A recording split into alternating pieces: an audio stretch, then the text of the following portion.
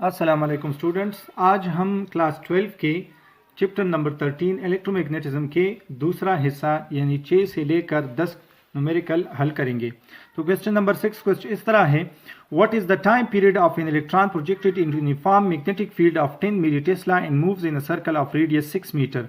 आपने time period मालूम करनी है इलेक्ट्रॉन की जिसको प्रोजेक्ट किया गया है यूनिफॉर्म मैग्नेटिक फील्ड में, जिसकी स्ट्रेंथ हमारे पास 10 मिली टेस्ला है और ये सर्कल ये सर्कल में मूव कर रहा है जिसका रेडियस 6 सेंटीमीटर है। तो डेटा हमारे पास कुछ इस तरह है, आर हमारे पास 6 सेंटीमीटर है, तो इसको मीटर में चेंज कर ले 0.06 मीटर है।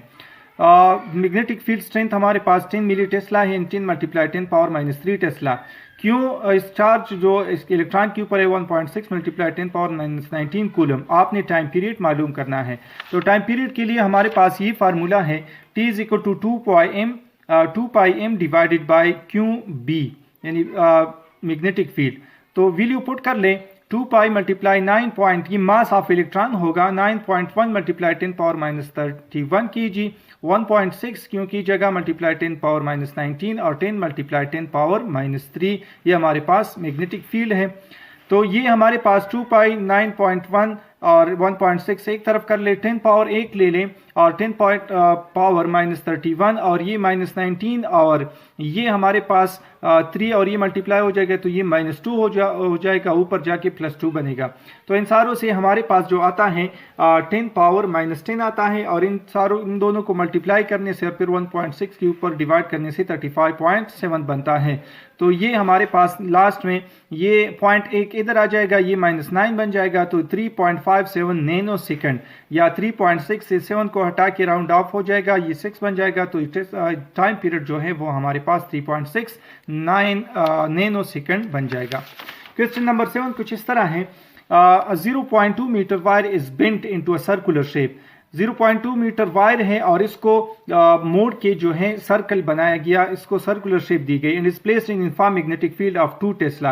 यूनिफॉर्म मैग्नेटिक फील्ड में रखा गया है जिसकी स्ट्रेंथ 2 टेस्ला है। If the current in the wire is 20 milli ampere, अगर वायर में करंट हमारे पास 20 मिली एम्पियर है, then find maximum torque acting on the loop.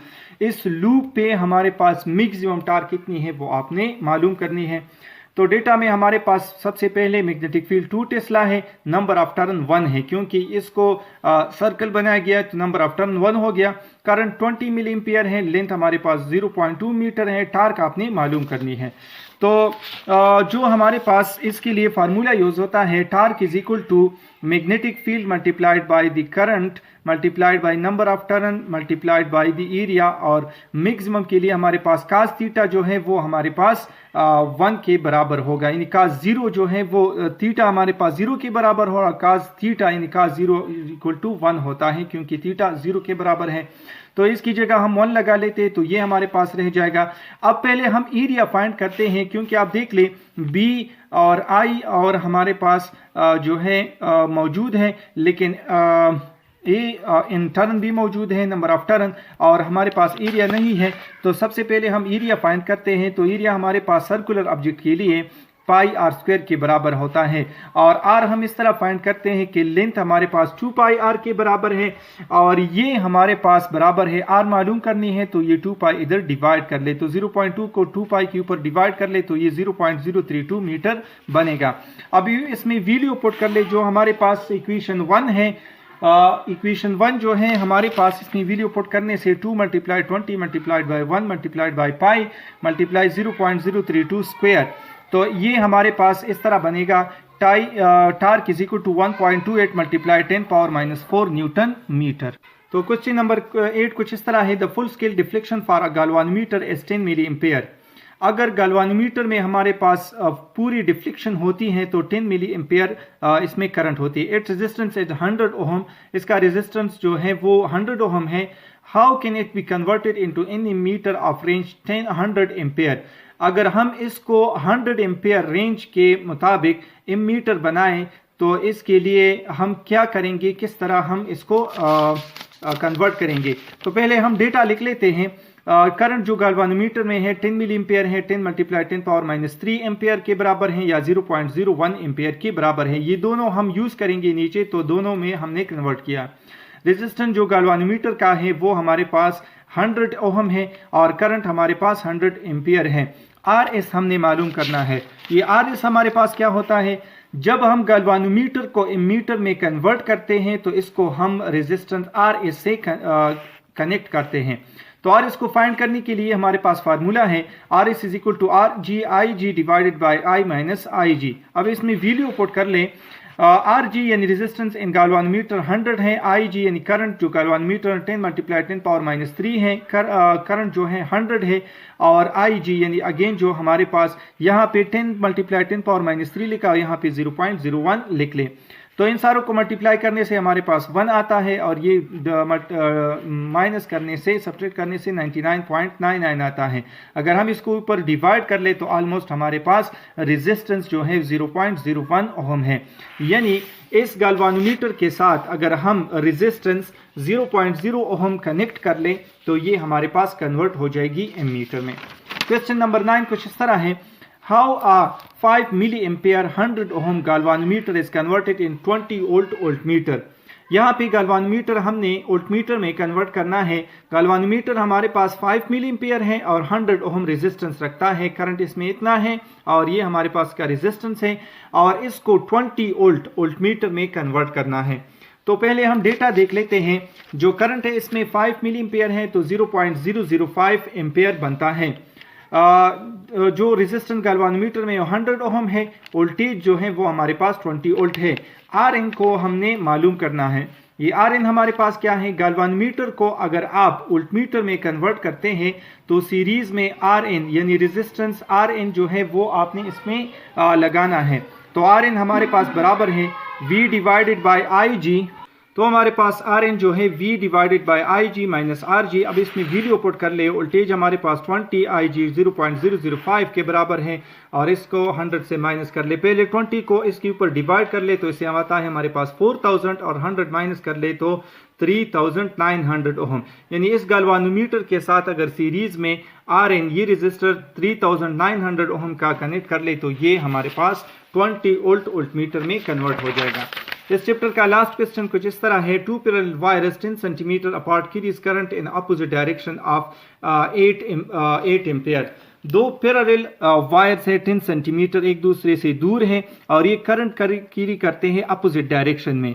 एक वायर हमारे पास ये है और एक हमारे पास ये है और इसमें जो करंट डायरेक्शन है, फॉर एग्जांपल इसका ये डायरेक्शन है और दूसरे का डायरेक्शन ये है, दोनों में हमारे पास 8 एम्पियर है। यानी करंट जो इसमें अगर फॉर एग्जांपल A1 है वो भी हमारे पास 8 एम्पियर के बराबर है और I2 ये भी हमारे पास 8 एम्पियर के बराबर है। What is the magnetic field halfway between them?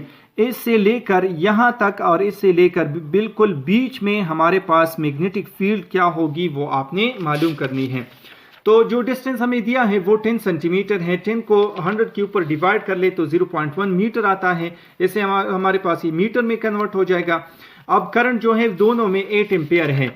जो बीच में हमारे पास मैग्नेटिक फील्ड होगी तो इसका half way R divided by 2 है, यानी 0.1 डिवाइडेड बाई 2 मीटर के बराबर है। ये भी इस्तेमाल कर सकते हैं और ये भी इस्तेमाल कर सकते हैं। अब मैग्नेटिक फील्ड जो दोनों वायर की वजह से होगी उसकी डायरेक्शन सेम होगी, इसलिए यहाँ पे हम टोटल जो है वो जमा कर लेंगे। इस फील्ड की वजह से जो डायरेक्शन है वो भी हमारे पास सेम ये इस तरफ होगी और ये भी हमारे पास इस तरफ होगी। दोनों की डायरेक्शन जो है वो सेम होगी, तो इसलिए यहाँ पे जो हमारे पास मैग्नेटिक फील्ड बनेगा वो हमारे पास जमा होगा। तो वायर 1 और वायर 2 की वजह से B1 और B2 मैग्नेटिक फील्ड ये हमारे पास टोटल होगा। तो इसके लिए फार्मूला जो यूज करते हैं ये permeability of free space multiplied by I1 जो पहले वायर में करंट है और 2 पाई और R की जगह हम हाफ ए R बाई 2 लिखेंगे। यहाँ पे B यहाँ लिखेंगे, सिर्फ 2 हमारे पास इसमें ऐड होगा। यहाँ पे ये 2 और ये 2 हमारे पास खत्म हो जाते हैं। जो हमारे पास रहता है permeability of free space I pi R और यहाँ पर B।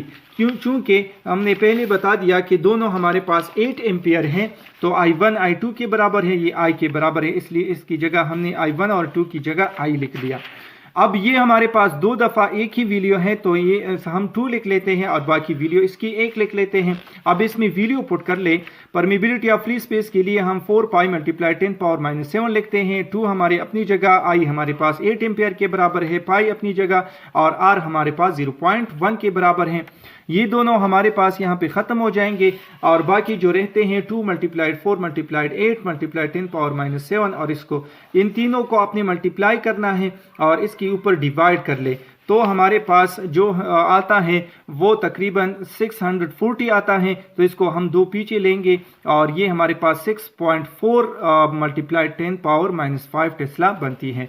होप आप लोग को समझ आया होगा। इस तरीके से क्वेश्चन थोड़ी जल्दी हो जाते हैं, इसलिए अगले क्वेश्चन में भी हमें पहले से हल करके रखूंगा और फिर इसको जो है हल करूंगा, इस तरह से बयान करूंगा ताकि आप लोगों को जल्दी समझ आए और आपका टाइम भी ज़ाया ना हो। चैनल को ज़रूर सब्सक्राइब कर ले। वस्सलाम।